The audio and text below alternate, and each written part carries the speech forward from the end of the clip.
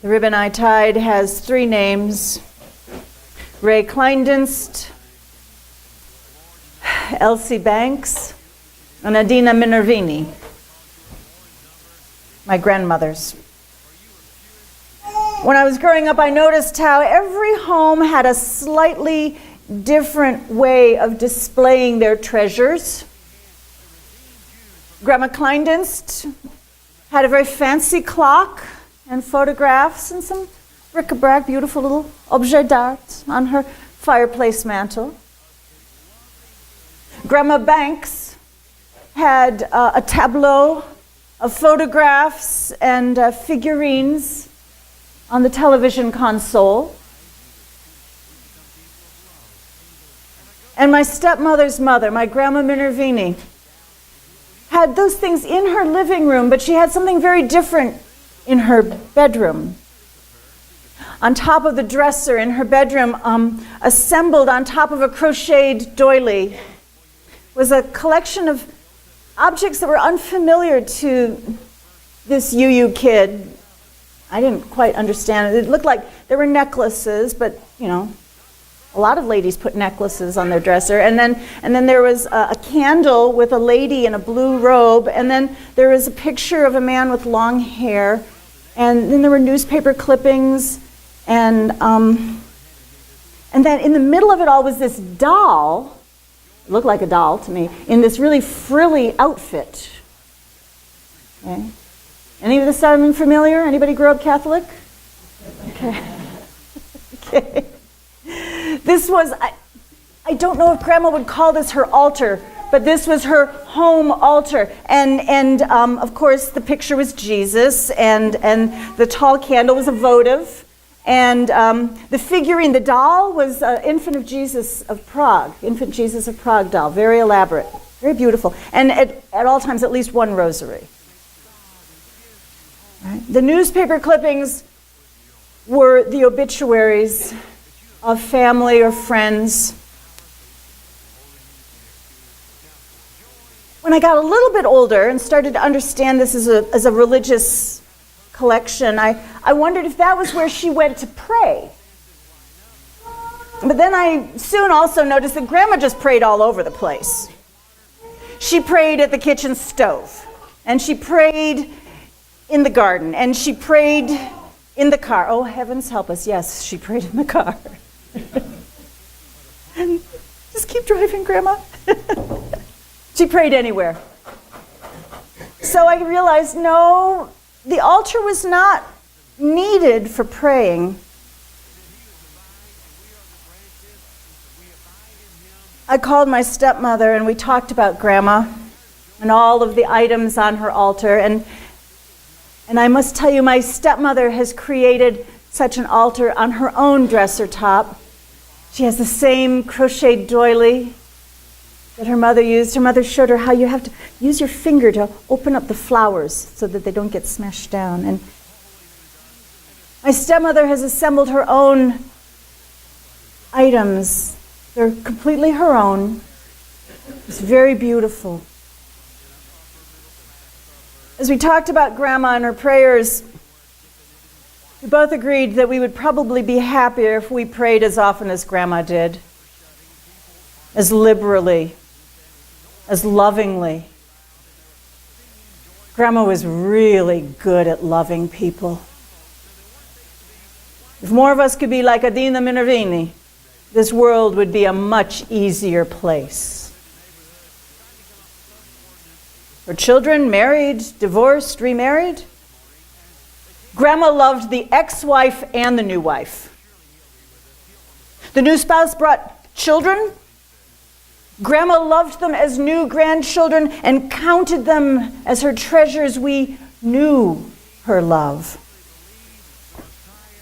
Grandsons came out as gay. Now 1, not 2, 3. She loved them as her God had made them.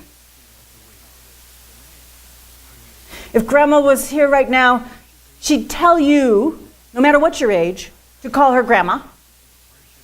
And she'd ask if you were hungry. You want me to make you a sandwich? You want me to fry you up a steak? I'm making mustacholi for dinner. Grandma's not here.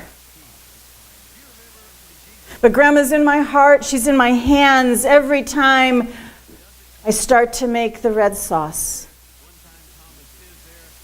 She's in my voice when I harass the deli man to make sure you slice the prosciutto thin. And she's in my arms every time I hug a child. I'm not a grandma yet, but I studied under one of the very best. My own mother's home altar is very different. There are pine cones and candles. No Jesus.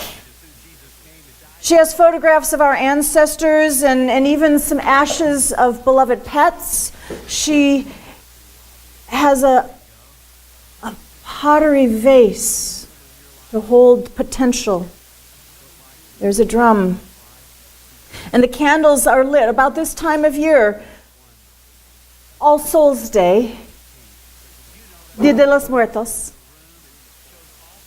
The time of the year in the old traditions where the veil between the worlds grows thin and we can lean closer to our loved ones.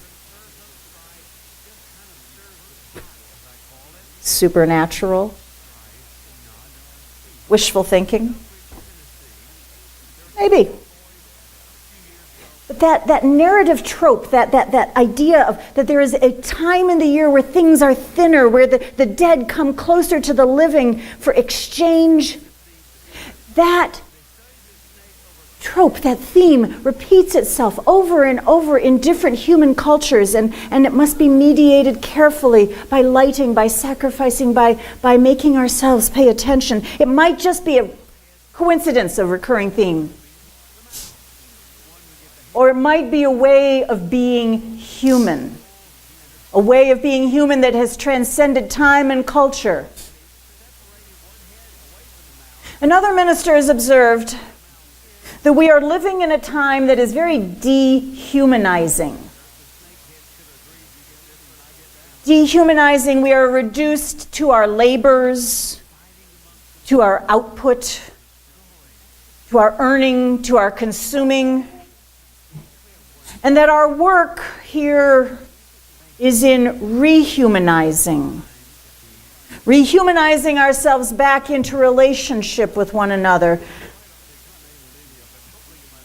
In this context, All Souls Day is the time to create sanctuary, sacred space, to reconnect with those who loved us forward, those who loved us as we are and as we are becoming. So now if that is our work, our joyous work, to begin creating sanctuary in our homes, in our hearts, how shall we begin? Where will you clear a space? Where will you make a special place? A shelf, the top of a dresser, a corner of the kitchen, a corner of the workbench?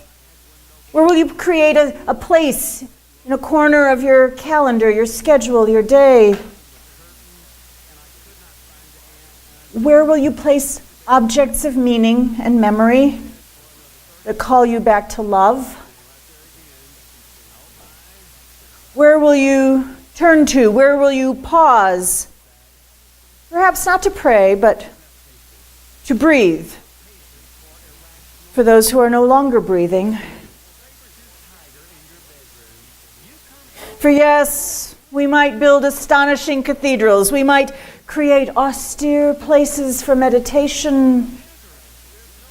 These will lift us out of our mundane, but first we must create the mundane sanctuary in our home, in our hearts. The place you go to that is held deep inside yourself. Go. See what is already there. Dust it off. Name it as your treasure. And then light the candles for the dark days to come.